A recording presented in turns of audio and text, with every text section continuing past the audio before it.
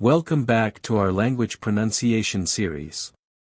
In today's episode, we will be focusing on a word that often causes some confusion: accommodation.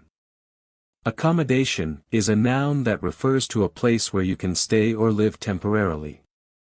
It's a word that commonly comes up when discussing travel or finding a place to stay. Now, let's break down the pronunciation. It consists of 5 syllables: Accommodation. Let's say it together: Accommodation.